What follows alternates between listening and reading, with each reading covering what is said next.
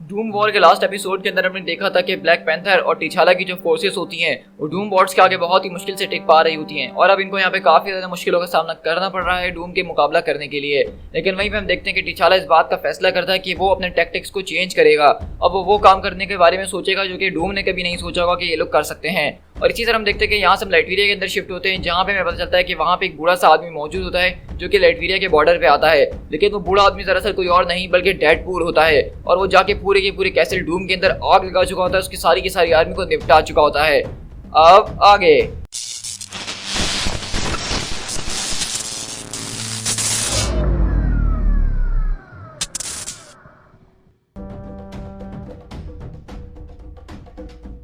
वहीं से शूरी हमें रिपोर्ट करते हुए बता रही होती है कि सारे के सारे बेसिस को टेकन डाउन कर दिया गया है, डिस्ट्रॉय कर दिया गया है, लेकिन इसकी कीमत वो बहुत ही ज्यादा भारी थी। मुझे तो पता भी नहीं कि हम इस चीज को विक्ट्री कह भी सकते हैं या फिर ये हमारी इनएविटेबल डिफीट के अंदर सिर्फ एक डिले है। टोरा मिलाजे में से जो है 1/3 खत्म हो चुकी है। मुझे ये नहीं पता कि इतनी ज्यादा बैटल्स को करने के बाद हम वो बड़ी जंग लड़ भी पाएंगे कि नहीं। हमने इतना सब कुछ खो दिया और अभी तक हम सिर्फ डूम का वो 8% वाइब्रेनियम ही हासिल कर पाए हैं जो कि उसने हमसे चुराया था। तो यहीं से टिचाला बोलता है कि शूरी बिल्कुल ठीक कह रही है रीड। जब डूम ने स्टॉर्म और बाकी दूसरों को जो है नैनाइट्स के जरिए माइक्रो कैंप्स के अंदर बदल दिया तो उसने वैकांडन टेक्नोलॉजी के बारे में हर एक चीज को जान लिया था। डूम जो है हमें बहुत बुरी तरीके से मात दे रहा है। अब मेरे लोग जो हैं वो अपने खत्म होने की कगार पे आ चुके हैं इस मैडमैन की वजह से। तो वहीं से शूरी बोलती है कि देखो भाई, अगर हमें इस जंग को जीतना है तो हमें अपने टैक्टिक्स को चेंज करना होगा। तो अगर हम इसी तरह डूम के ऊपर अटैक करते रहे तो हमें बहुत बड़ी कीमत चुकानी पड़ जाएगी। हमें जो है डूम को ही ढूंढ के तलाश करना होगा और उसी के ऊपर डायरेक्ट अटैक करना होगा। तो रीड बोलता है कि ये बात तो ठीक है, लेकिन इसके लिए सबसे पहले हमें उसको ढूंढने की जरूरत है। जैसा कि तुम देख ही सकते हो कि उसने जो वाइब्रेनियम चुराया हम उसको मुकम्मल तौर पर ट्रैक नहीं कर पा रहे हैं, तो डूम को ट्रैक करना काफी मुश्किल बात है। हम यहाँ पे जो भी वाइब्रेनियम ट्रैक करते हैं उसकी लोकेशन फौरन से शिफ्ट हो जाती है। हमारे पास पूरी की पूरी नेटवर्क ऑफ सैटेलाइट्स मौजूद है, लेकिन हम फिर भी डूम को नहीं ढूंढ सकते हैं। वहीं से टिचाला बोलता है कि तुम जानते हो रीड कि हमारे पास एक और रास्ता मौजूद है। तो वहीं से रीड रिचर्ड बोलते हैं कि मैं जानता हूँ, लेकिन वो रास्ता बहुत ही ज्यादा डेंजरस भी है। तो वहीं से टिचाला बोलता है कि इम्पॉसिबल जैसी कोई चीज नहीं होती है। अगर तुम अपना सब कुछ दांव पर लगाने के लिए तैयार हो तो तुम ये कर सकते हो। इसी तरह हम एरिया 113 के अंदर शिफ्ट होते हैं जो कि विक्टर वॉन डूम की इस वक्त लैब है। और वहीं से डेक्लॉन बोलता है कि जब तुमने मेरी सर्विसेज के साथ एंगेज होने का फैसला करा था तो मैंने इस बात को सोचा था कि हम लोग यहाँ पे सिर्फ एक ग्लोबल वॉर नहीं करेंगे, बल्कि मैं तुम्हें उन खतरों के बारे में बताते रहूंगा जिनको तुम अंडर एस्टिमेट करते हो, जिस तरह टिचाला और रिचर्ड्स। तो वहीं से विक्टर वॉन डूम बोलता है कि मेरे डिकेड्स का एक्सपीरियंस मौजूद है और उसने मुझे सिर्फ एक ही चीज सिखाई है कि कभी भी अपने दुश्मन को अंडर एस्टिमेट नहीं करो। तो वहीं से डेक्लॉन बोलता है कि मैं इस बात को मानता हूँ कि तुम्हारे डूम बॉट्स हैं वो बहुत ज्यादा शानदार हैं और जबरदस्त किस्म से उनके लोगों को मार रहे हैं, लेकिन उसके साथ जो चीजों का डैमेज वगैरह हो रहा है वो बहुत ही ज्यादा है, वो एक बहुत ही ज्यादा अलार्मिंग है। तो वहीं से डूम बोलता है कि वो होने दो, अगर वो सब कुछ गिरा के बर्बाद कर देते तो उनको गिरा जाने दो, क्योंकि कल के बाद ये कुछ भी मेरे लिए मायने नहीं रखता है। कल के बाद मुझे इन सब की कोई जरूरत नहीं है। इसी तरह हम यहाँ से डेडपूल के पास शिफ्ट होते हैं जो कि यहाँ पे रीड रिचर्ड टिचाला के पास पहुंच चुका है और कहता है तो ये काफी ज्यादा फनी स्टोरी है। मैं एक बहुत ही बड़े आदमी को जो हूँ जिसका नाम विक्टर वॉन फ्रैंकी पेंट्स था उसके एंसेस्टर तक पहुंचाने के लिए गया था, लेकिन जब मैं लाइटवीरिया के अंदर गया तो मुझे पता चला कि वो लाइटवीरिया के अंदर तो पिछले कई हफ्तों से मौजूद ही नहीं है। और इसी तरह हम देखते हैं कि डेडपूल यहाँ पे अपने साथ लाइटवीरियन सोल्जर्स की खोपड़ियां लेकर आ रहा है। और वहीं से रीड बोलता है कि टिचाला हमने डिस्कस करा था कि हम इस चीज को यहाँ पे डिड्यूस नहीं करा सकते हैं, इसके जरिए हमारी सारी की सारी कैलकुलेशंस वो बिगड़ सकती हैं, लेकिन श्योरली तुम इतना डेस्परेट हो चुके थे कि तुमने इसको हायर करा।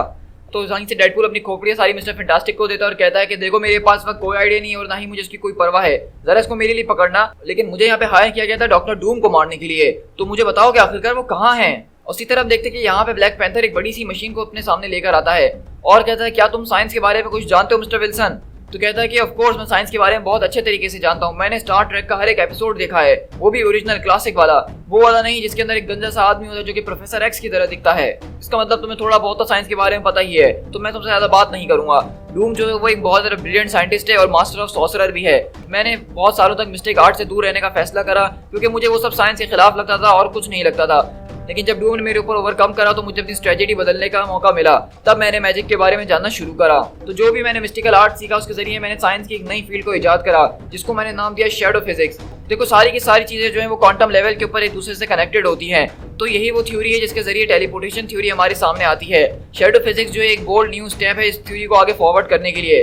इस शैडो फिजिक्स जो इस थ्योरी के अंदर एक नया स्टेप बनकर आता है, जो कि इस बात को अलाउ करता है कि एक वक्त में आप कहीं पे भी हो सकते हैं या फिर कहीं पे भी नहीं हो सकते हैं। हम इस बात को जानते हैं कि इस वक्त वाइब्रेनियम के हमारे पास जो है कोई सही लोकेशन मौजूद नहीं है, वो यहाँ से वहाँ शिफ्ट हो रहा है इस फिजिकल प्लेन के ऊपर, लेकिन हो सकता है कि वाइब्रेनियम क्वांटम लेवल के ऊपर ठीक तरीके से कनेक्ट कर जाए। तो हो सकता है कि इस नोवे रूम के जरिए जो कि मैंने तैयार करा है, जब मैं तुम इसके जरिए ट्रांसपोर्ट करूँ तो तुम ठीक पर्सन के पास पहुंच जाओ।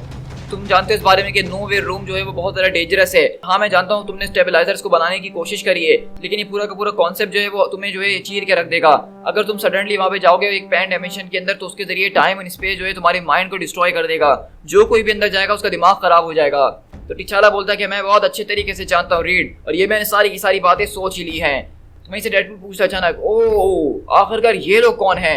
उसी तरह हम देखते हैं कि यहाँ पे डोरा मिलाजे की कुछ लड़कियां खड़ी हुई होती हैं। ये तुम्हारा बैकअप है मिस्टर वेड, ये स्पेशल वेट वर्क टीम है डोरा मिलाजे एलीट की, जिनका नाम है द मिडनाइट एंजल्स। तो वहीं से डेडपूल बोलता है, क्या तुम लोगों को पहली नज़र में प्यार के ऊपर विश्वास है, या दूसरी, तीसरी या चौथी के अंदर? हाँ। और उसी तरह हम लोग यहाँ से जो है बेसिकली शूरी और उसके लोगों के पास शिफ्ट होते हैं, जहाँ पे उसका एक आदमी जो है वो प्रिंसेस को बुला के ये बता रहा होता है कि यहाँ पे अभी भी इस पूरी की पूरी जंग के अंदर उनका एक सिस्टम इंटैक्ट बच गया है। इस पूरे के पूरे सिस्टम के अंदर इनकी फाइनेंशियल रिपोर्ट्स वगैरह मौजूद हैं, और वो बता रहा होता है कि किस तरह से डूम को जो है बिलियंस का नुकसान अब तक हो चुका है इस पूरी की पूरी जंग को प्रोसेस में रखने के लिए।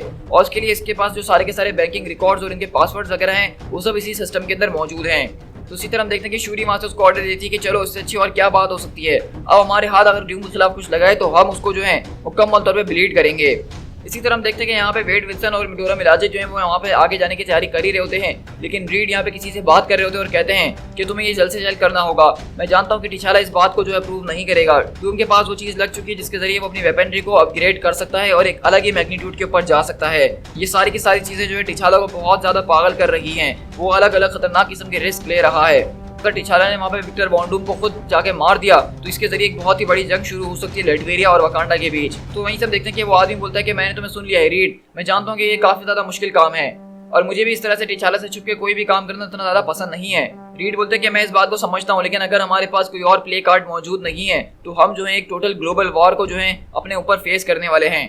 टिचाला को इस बात पे विश्वास करने दो कि हम डूम को उसकी फील्ड के अंदर हरा सकते हैं। अभी इस वक्त उसको कुछ ऐसा पता है जो कि हमें नहीं पता है। तो वहीं से हम देखते हैं कि बेसिकली रीड टीचर किसी और से नहीं बल्कि वॉर मशीन से बात कर रहे हैं और वो कहता है कि ओके रीड, तो बताओ कि मैं तुम्हारी क्या मदद कर सकता हूँ उसके अंदर। और इसी तरह टिचाला बोलता है कि उरो, ये ट्रैकर अचानक से स्पाइक कर गया है, ऐसा लग रहा है कि आइलैंड के ऊपर कोई चीज पाई गई है, वो तुम्हारी तरफ आ रही है। और वहीं पे सारा स्टॉर्म बोलती है कि वो आ नहीं रहे हैं बल्कि वो लोग ऑलरेडी यहाँ पे पहुंच चुके हैं। उसी तरह हम देखते हैं कि यहाँ पे कुछ खतरनाक किस्म के मॉन्स्टर जो हैं वो समंदर से निकल के इनकी तरफ आ रहे होते हैं। इसी तरह हम लोग यहाँ से मैक्सिको के अंदर शिफ्ट होते हैं जहाँ पे फैंटास्टिक फोर की जो थोड़ी सी टीम है वो यहाँ मौजूद होती है। और वहीं से सूजन बोलती है कि according to the V tracker vibranium यहीं पे मौजूद है।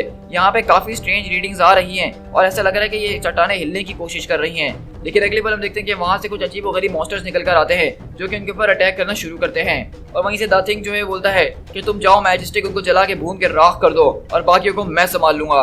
लेकिन वहीं से उनका एक और आदमी आता है और कहता है कि इस बार नहीं ग्रिम, इस बार मैं तुम्हें नहीं छोड़ने वाला हूँ। और इसी तरह हम देखते हैं कि यहाँ पे दोबारा दोनों फ्रंट्स के ऊपर एक जबरदस्त किस्म की जंग शुरू हो गई है जहाँ पे स्टॉर्म और शूरी जो इन सारे के सारे लोगों से मुकाबला कर रहे हैं, लेकिन ये मॉन्स्टर बहुत ही ज्यादा खतरनाक हैं।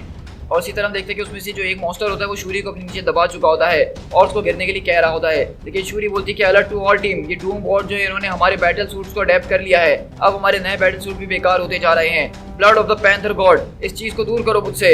लेकिन अगली बार हम देखते हैं कि वो बड़ा सा रोबोट जो होता है उसके छींतरे उड़ जाते हैं और हम देखते हैं कि वहाँ पे कोई और नहीं बल्कि वॉर मशीन पहुंचते हैं इनको रेस्क्यू करने के लिए और कहता है कि ये एक प्राइवेट वॉर है, तो क्या कोई मुझे ज्वाइन करना चाहेगा। इसी तरह हम देखते हैं कि वो लोग डेडपूल को एक जबरदस्त किस्म का कॉस्ट्यूम पहनाते हैं और वो बता रहा होता है टिचाला कि तुम्हारा हार्नेस जो है ये तुम्हारी फिजिकल इंटीग्रिटी को जो है बरकरार रखने में तुम्हारी मदद करेगा। जब तुम नोवे रूम के अंदर से बाहर निकलोगे तो तुम उस जगह पे पहुंच जाओगे जहाँ पे डूम ने सारा का सारा वाइब्रेनियम छुपा के रखा हुआ है। तो डेडपूल बोलता है कि ठीक है, इसमें तो काफी ज्यादा मजा आने वाला है। तो रीड टीचर बोलते हैं कि नहीं, इसमें बिल्कुल भी मजा नहीं आने वाला है। अगर थ्योरी की बात की जाए तो तुम्हारी ट्रांजिशन जो यहाँ से वहाँ जाने की वो तुम्हारी बॉडी के अंदर की हर एक मॉलिक्यूल को जो है वो एक्सप्लोड कर देगा, तुम्हारी बॉडी मुकम्मल तौर पर एक मैस बनने वाली है।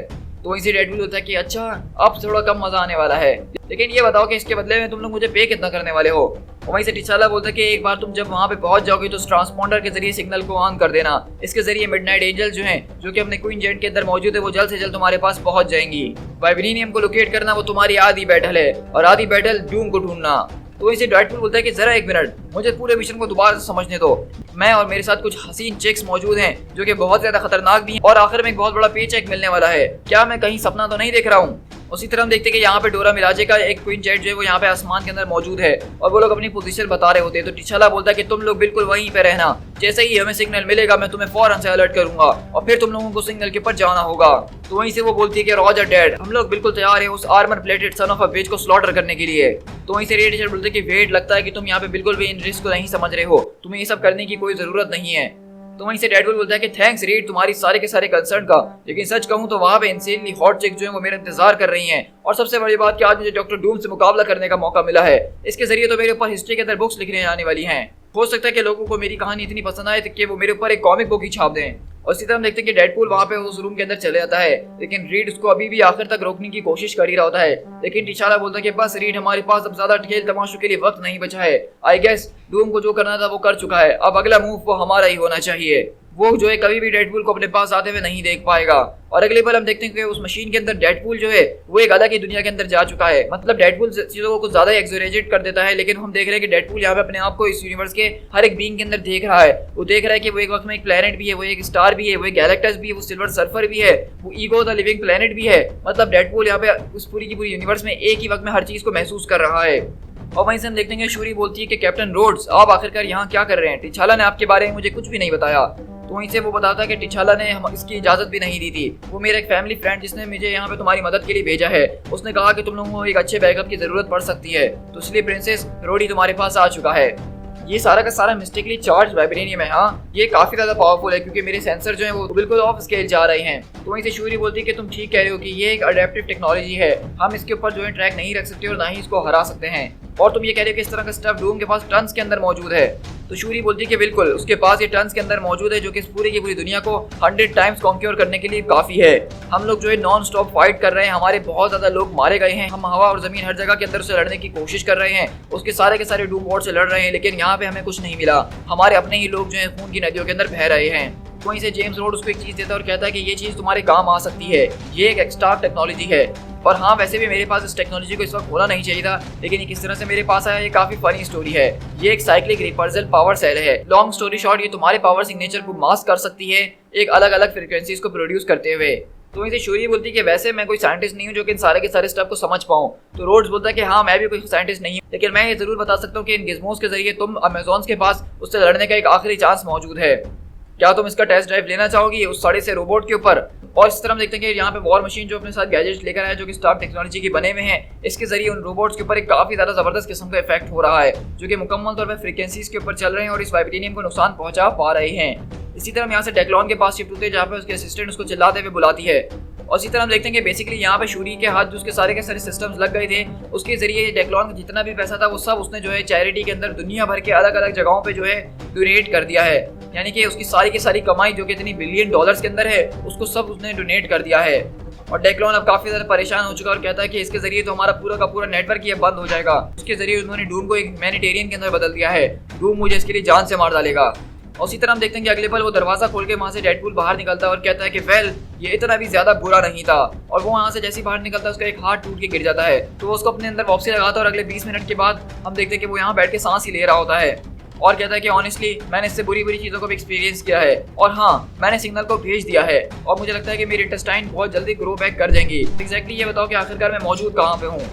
लेकिन डेडपूल बोलता है कि जरा एक मिनट, ये तो मुझे लाइटवेरिया ही लग रहा है, मैं तो यहाँ से होकर आया हूँ। ओह राइट, यहाँ पे कोई अंडरग्राउंड लैब बना हुआ है जिसको मुकम्मल तौर पर सेंसर से शील्ड किया गया था। मैं जेम्स बॉन्ड मूवी बनाने के बहुत ही ज्यादा करीब था। तो हम देख रहे हैं कि बेसिकली डेडपूल जो कि लाइटवेरिया में गया था डूम को ढूंढने के लिए, उसको वो नहीं मिला, लेकिन दरअसल डूम की जो असली लोकेशन है वो लाइटवेरिया के ही अंदर है, वो वहीं पे ही मौजूद था जो कि डेडपूल को नहीं मिल सका। तो वहीं से हम देखते हैं कि डोरा मिलाजे बोलती है कि हमें कोऑर्डिनेट्स मिल चुके हैं, हम 20 मिनट में वहाँ पहुंच जाएंगे। तेरा रीड बोलते हैं कि इसके जरिए चीजें काफी ज्यादा कॉम्प्लिकेटेड हो चुकी हैं। जैसा कि तुम देख रहे हो कि डूम ने अपने पूरे के पूरे कैसल को जो है शील्ड किया हुआ है। हम इस बात को प्रूव नहीं कर सकते कि वो सारा चुराया हुआ वाइब्रेनियम इस वक्त उसके पास मौजूद है। अगर हमारे पास प्रूव करने के लिए कोर्ट के अंदर कुछ भी नहीं होगा तो उसके जरिए हम लाइटवेरिया के ऊपर एक जंग करने वाले हैं जो कि एक एक्ट ऑफ वॉर कहलाएगा। इसके जरिए तुम्हारी इज्जत जो है वो दुनिया भर में गिर जाएगी और वैसे भी इस वक्त तुम वकांडा से भागे हुए हो, तो ये पूरी की पूरी एक एक्ट ऑफ वॉर ही लगने वाला है। तो टिचाला बोलता है कि मुझे इसकी बात की कोई परवाह नहीं है कि हम इस बात को प्रूव कर सकें कि डूम के पास वो वाइब्रेनियम है कि नहीं। अब मैंने पहले ही बहुत ज़्यादा पॉलिटिक्स खेल ली और अब मैं नहीं खेलने वाला हूँ। डूम ने मुझे ह्यूमिलिएट किया है, उसने मेरे लोगों को मर्डर किया है, उसने मेरी पूरी की पूरी दुनिया उजाड़ने की कोशिश करी है और इस वॉर को जीतने का अगर हमारे पास एक ही मौका है तो मैं सारे के सारे पिलर्स को शैटर कर दूंगा जन्नत के, लेकिन उसको जमीन पे लेकर आऊंगा। अब यहाँ पे कोई भी ऐसी चीज़ नहीं है जो कि मुझे उस तक पहुंचने से रोक सके।